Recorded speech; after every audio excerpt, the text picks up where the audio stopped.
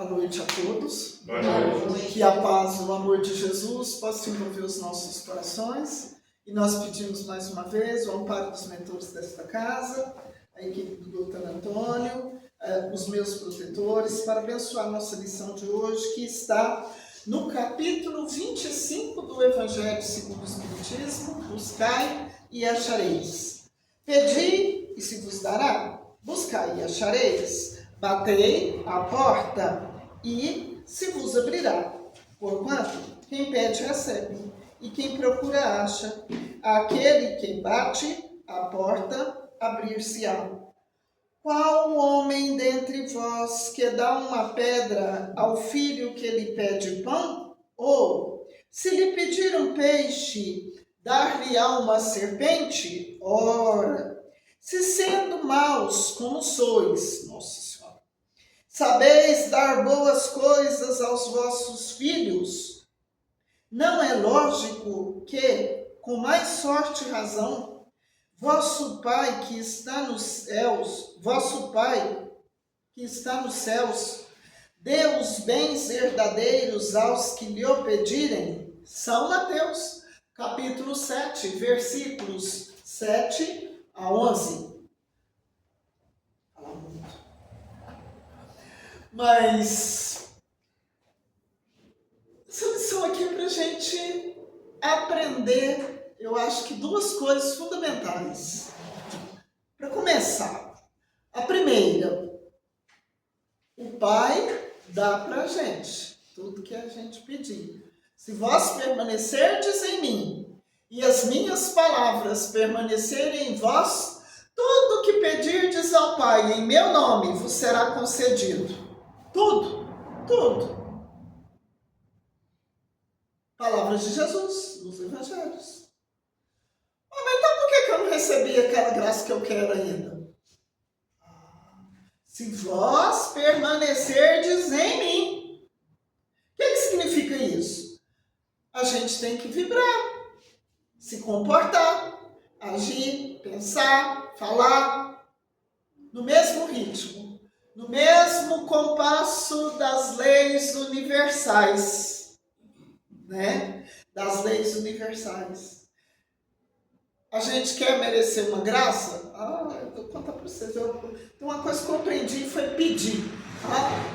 Mas eu sou uma pedinte, eu não sei nem se eu já sei pedir. Que falar uma coisa dessa é muito comprometedor, mas o tanto que eu peço, vocês não têm ideia. E graças a Deus não é só para mim, não. Mas por que não recebe tudo? Porque receber a gente recebe. Todo mundo recebe. Cada um pensando aí, meus irmãos, numa graça que já pediu ao Pai recentemente, há pouco tempo, e que já receberam. Todo mundo já recebeu, já? Tanta coisa. Eu hoje encontrei, já sei. Hoje encontrei com uma senhora, esqueci quem era, e eu dei para ela um livro, Nosso Lar. E Deus Mensageiro também. Estava explicando para ela que lá a gente lê outra vez, estuda outra vez, lê mais uma vez. Acho que eu já li umas 10 vezes cada um, mas parece que eu já estou passando a hora de ler eles outra vez. Eu não estou sabendo muita coisa, não. Eu vou relatar uma passagem aqui. Tenho certeza que eu não vou dar conta de falar exatamente como está lá. Eu li o livro Nosso Lar, Os Mensageiros, Missionários da Luz, Os Obreiros da Vida Eterna. Eu li um pouco para trás porque eu apresentei ele numa semana espírita da nossa cidade. E lá no livro, mas a gente esquece. Lá no livro Nosso Lar, Dona Laura fala com André Luiz que é uma comparação que ela faz. Sabe essas pessoas que a gente conhece e que a gente fala, não, mas quando eu vi essa pessoa, eu falei com ela, eu já ganhei meu dia. O que eu falei com essa pessoa que eu vou recordar por muito tempo, vai me ajudar por muito tempo. Então, Dona Laura fala que essas pessoas, eu não lembro direito, elas têm assim, uma relação semelhante, parecida com a relação existente entre a abelha e a flor, naquele fenômeno de polinização. Acho que é isso mesmo, polinização. O que ela está querendo dizer com isso? Do significado afetivo, de afinidade, que a gente tem com estas pessoas que têm a função dada por Deus, é uma bênção, de reequilibrar a gente, de quando a gente está assim, de cabeça baixa, mas não pode andar de cabeça baixa não, viu? Erguer a cabeça que estão, nós quer vir terra no olho. As pessoas reequilibram a gente, valorizam a gente. E Dona Laura fala que no decorrer da nossa existência, é bom a gente recordar esses momentos. E é bom mesmo, a gente precisa recordar. Tudo que a gente pede, a gente recebe. Se permanecerdes em mim, as minhas palavras permanecerem em vós, tudo que pedir será dado. Ué, mas então por que tal fato ainda não aconteceu? Porque está faltando alguma coisa. Está faltando alguma coisa na nossa forma de pensar, na nossa forma de agir, na nossa forma de pedir. E o ministro Clarence também vai falar para o André Luiz que é preciso saber pedir, é preciso saber desejar. O nosso Cláudio está com tudo aqui, hein? É preciso saber desejar, é preciso saber receber. Saber receber. Uma pessoa não pode receber uma grande graça e continuar vivendo como se nada tivesse acontecido. Eu recebi o melhor. É assim? Não. Tem um certo Natanael Ben Elias, lá do livro Primícias do Reino, do paralítico, do estudo da Amélia Rodrigues, o paralítico de Cafarnaum. Esse tal Natanael. Ele ficou paralítico e ficou sabendo que Jesus ia lá. Chegar lá em Cafarnaum. E ele ficou com tanta vontade de conhecer Jesus. Ele começou a alimentar aquele secreto desejo de que se ele visse Jesus, ele poderia ser curado. Mas ele andava numa caminha pobre, né? Não enxerga, uma caminha pobre, mas pobre mesmo. Mal cheirosa, quer ver a coisa complicar, a gente ficar um dia sem levantar da cama. Meu Deus do céu, o negócio complica. E o Natanael enfermo há muito tempo, né? E ele já tinha até perdido a esperança. E de repente, os amigos dele falaram, nós vamos te levar lá. E aquele episódio, tá tudo nos filmes, quando Jesus é aquele que passa com ele pelo telhado. Eu não vou contar tudo não. Meu Jesus. E quando ele chega na frente de Jesus, que os amigos dele põem a caminha dele lá na frente de Jesus, ele conta assim, sabe onde que ele conta isso? Lá no bordel, os amigos dele, olha onde estava a cabeça de Natanael, meu Deus do céu. Aí Jesus ficou olhando para ele assim, e ele falou assim, o mestre ficou muito tempo me olhando, examinando a minha ruína orgânica. Errado. Mas por que está errado? Jesus veio aqui curar corpo de ninguém, não. Ele veio curar a alma. O espírito só cura o meu espírito se eu estiver pronto para ser curado. Tanto é que Jesus vai falar para a mulher adúltera. E não acho que foi só para a mulher adúltera que ele falou isso, não. Foi não. Vai e não peques mais. Cuidado para que não te aconteça coisa pior. Bom, quando Jesus cura Natanael e fala para ele, pega a sua cama e vai para casa. E ele foi. Mas onde era a casa de Natanael? Não era uma construção, não. A casa mental, a casa que estava na vida espiritual de Natanael. Era o bordel, ele foi para lá. notícia meio de bebida, e mulheres infelizes, vinho capitoso, palavras de Amélia Rodrigues, né? Bom, Jesus muito triste relata a Pedro que Natanael estava relatando aquele episódio com uma alegria infantil. Ele não era mau, ele era infantil, né? Num bordel. Jesus não falou bordel, né? Jesus tinha palavras assim, né? Superiores. Mas eu peço perdão pela minha palavra. E ele falou assim, com certeza, Natanael vai cair em novas dificuldades. E desta vez não haverá, como é que eu falo? Atenuantes.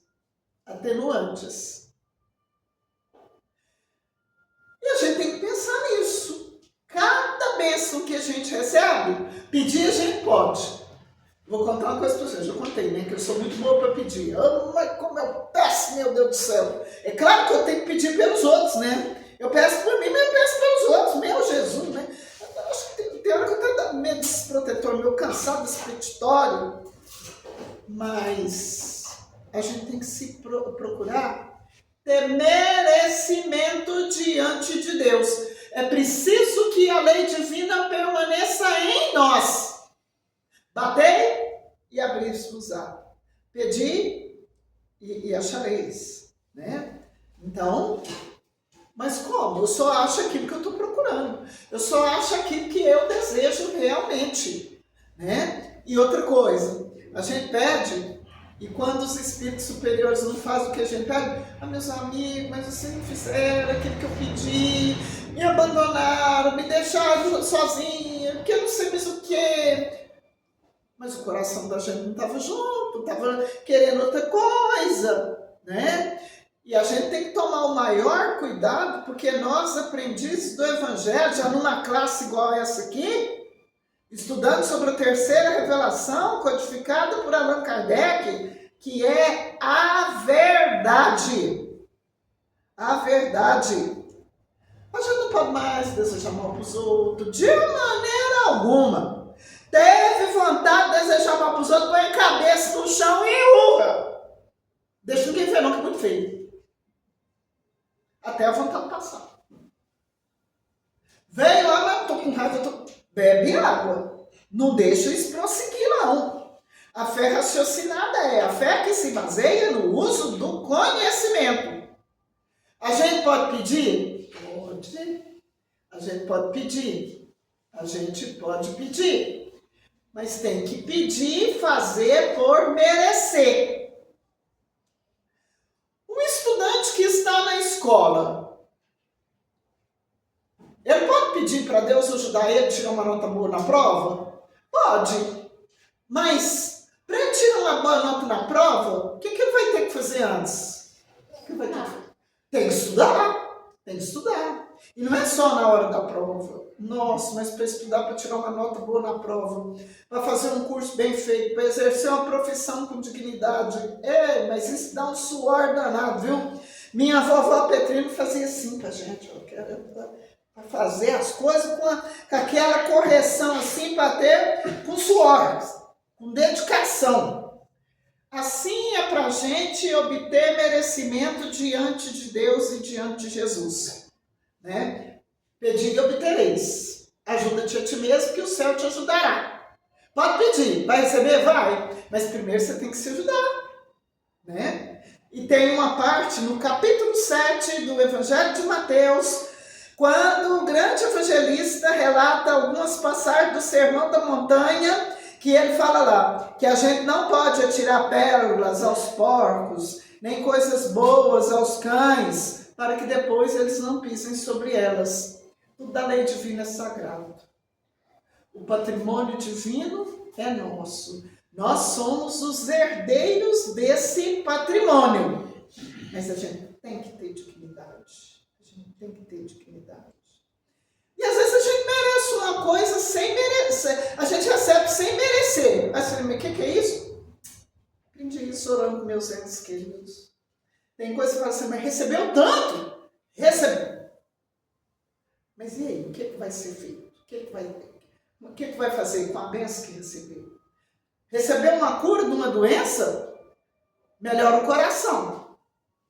Melhora a língua. A língua é inimiga da pessoa. Fala coisas que não deve, fala mal da vida dos outros, deseja mal para os outros, fica fomentando o que não é bom, fica desejando vingança, desejando que Deus faça justiça, castigando o companheiro, castigando o irmão. Tudo isso é o que? É perda de tempo. Perda de tempo.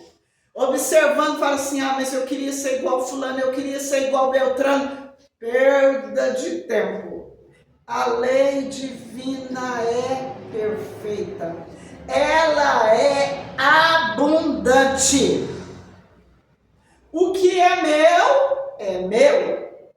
Se eu não tomar posse hoje da minha herança, amanhã eu tomo.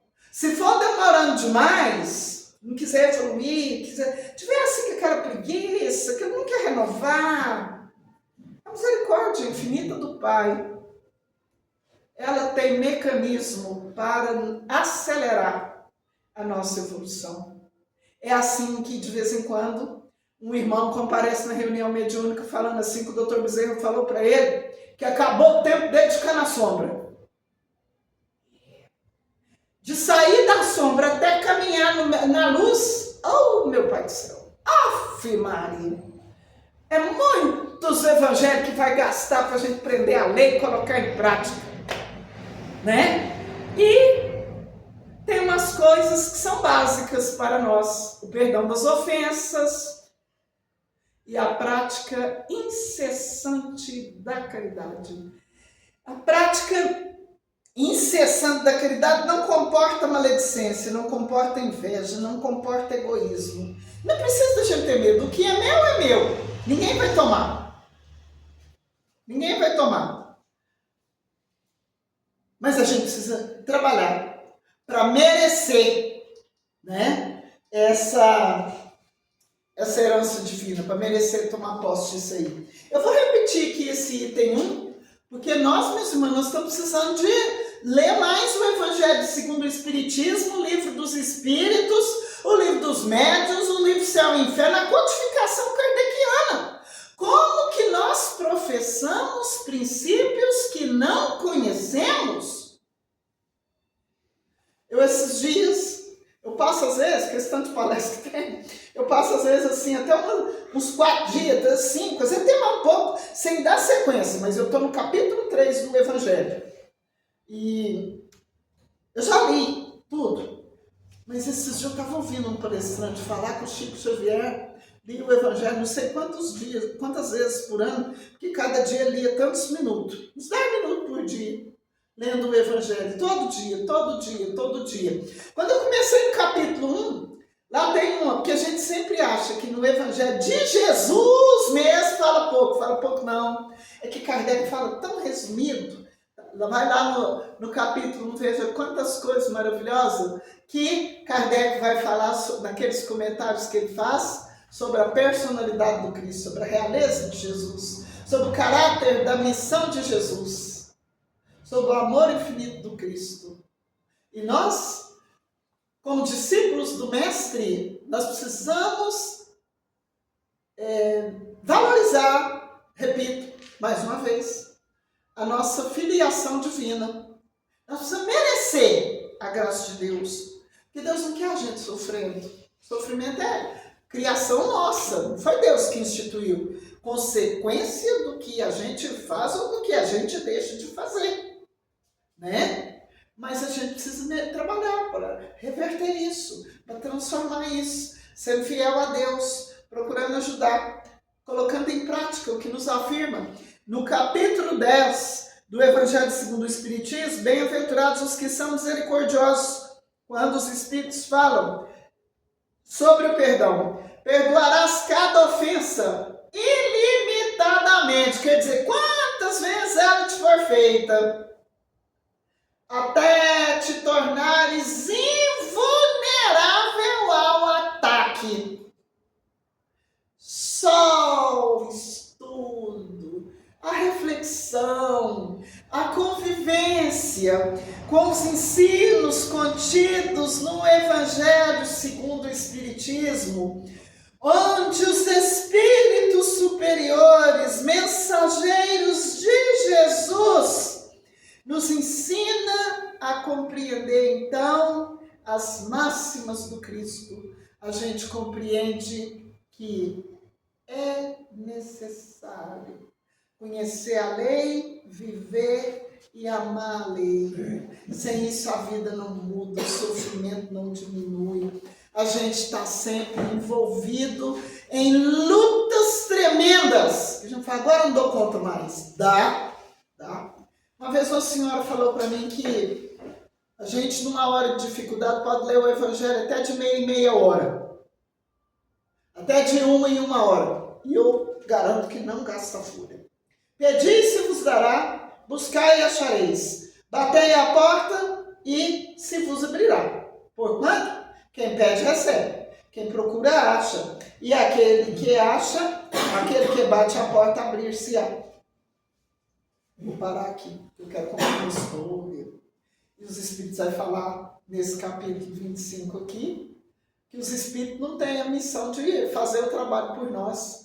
Vai fazer um curso? Estude, dedique-se aos livros, faça suas pesquisas, se aprimore na sua profissão, quer arrumar um emprego melhor? E o curso que estão fazendo? E a renovação do conhecimento? E o esforço para melhorar? Quer ser mais feliz? Corrija os seus defeitos. Sintonize-se com o bem. Nenhum mentor espiritual pode fazer isso para nós. Nem mesmo nosso pai e a nossa mãe. Por quê? Se os pais tivessem a missão de fazer para os filhos o que os filhos precisam fazer, né? Existiria menos filhos nas zonas trevosas, nas zonas de sofrimento do que há hoje. Por quê? Porque eles não podem fazer, cada um faz o seu, né? É tão sério isso, eu gosto sempre de repetir,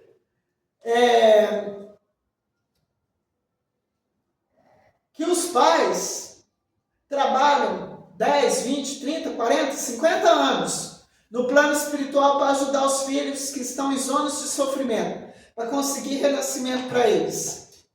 Nossa, mas espírito dessa envergadura vai ser pai e mãe de um espírito nessa situação? Vai não. Mas então quem vai ser? Quem está lá junto com eles e precisa do sacrifício desse tipo de maternidade, desse tipo de paternidade, para poder evoluir. Quero terminar contando uma história aqui. Está no livro Obreiros da Vida Eterna.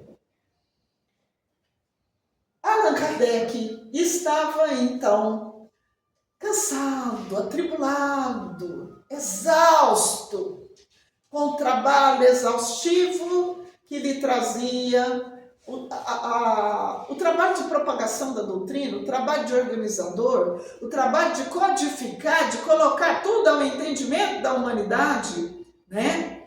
E passou por dificuldades financeiras de todo tamanho. O dinheiro de Kardec para ele custear livro, para ele imprimir livro, para ele fazer viagem, nossa, mas era assim, pouquíssimo. De certa feita estava ele muito acabrunhado na sua casa, muito triste.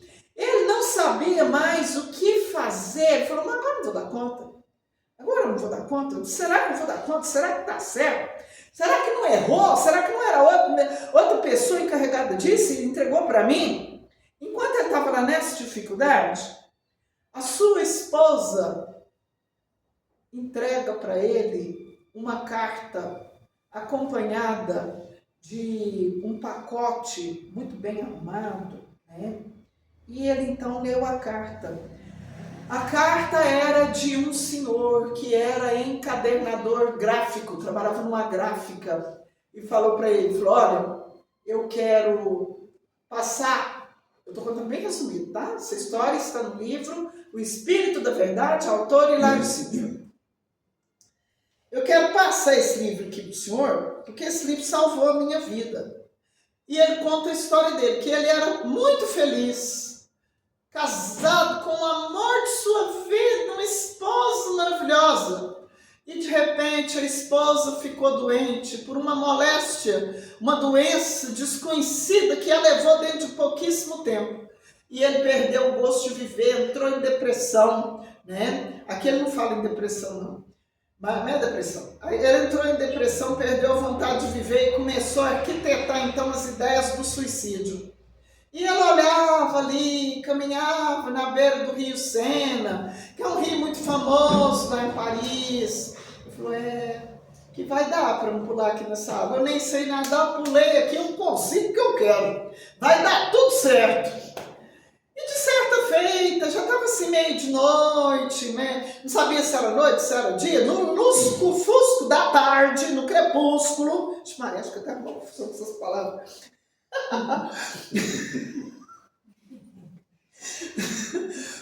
E quando ele está lá procurando pular no rio, ele põe a mão num lugar lá debaixo da ponte lá e encontra um livro meio molhado. Já estava até umedecido, porque ficou lá debaixo da ponte, né? Provavelmente alguns dias. Eu falei, mas que coisa, esse livro está me atrapalhando eu segurar aqui. Pegou esse livro e tinha lá uma dedicatória de um senhor que se chamava A. de Laurenti. E esse senhor falou para ele, falou, olha, escreveu lá a dedicatória. Eu estava pensando em suicidar e encontrei esse livro, li esse livro e ele salvou a minha vida. Leia você também, que vai salvar a sua vida. Aí o encadernador falou, não é possível. Passou lá, lendo lá debaixo do poste, lá naquela iluminação ruim, que naquele tempo não era esse brilho que tudo não. Naquela dificuldade, ler o livro, ficou renovado, certos espíritos. Ajudou a encontrar as páginas adequadas, ele saiu de lá com outra cara. E escreve para Allan Kardec. Eu estou remetendo esse livro para o senhor. Chegou um ponto que o meu chefe do trabalho me ameaçou de perder o emprego. Ele falou, você vai perder o emprego. Esse livro salvou a minha vida. E eu estou entregando esse livro para o senhor fazer, dar para ele o destino que o senhor quiser. Eu peço a Deus que lhe dê força, lhe dê coragem, para o senhor continuar com o trabalho que o senhor precisa fazer, porque esse trabalho faz bem para toda a humanidade. Esse trabalho do senhor salvou a minha vida, e que o senhor seja muito abençoado e que continue salvando a vida de outras pessoas. Allan Kardec, então, foi abrir o livro e leu o livro, e o livro ricamente encadernado, aquela coisa maravilhosa.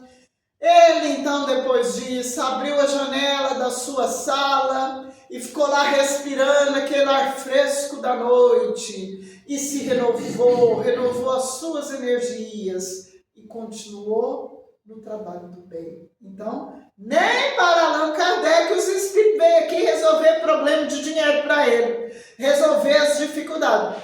As dificuldades que ele enfrentou no trabalho da comunicação estão no livro Obras Póstumas, onde tem a biografia de Allan Kardec, um texto maravilhoso, como fiquei sabendo da missão de codificar o Espiritismo. Leiam lá, é maravilhoso, Essa história está no livro O Espírito da Verdade. Psicografia de Chico Xavier, autoria de vários espíritos. Pedir obtereis é isso. Vai obter? Vai. Mas tem que trabalhar, né? Tem uma musiquinha na evangelização que fala assim, Deus não quer preguiçoso em sua obra, né? Ele quer gente trabalhadora. Então a gente tem que trabalhar. A gente tem que merecer. Em todos os setores da vida, para desenvolver a mediunidade, para exercer a profissão, para exercer o compromisso da maternidade, da paternidade, os compromissos familiares, os compromissos de cidadão, nós precisamos fazer a parte que nos cabe com honra, com tudo que estiver ao nosso alcance, para fazer o melhor. É o que é necessário para que a gente seja, então, promovido. Que Jesus abençoe a todos. Muito obrigado. Que assim seja.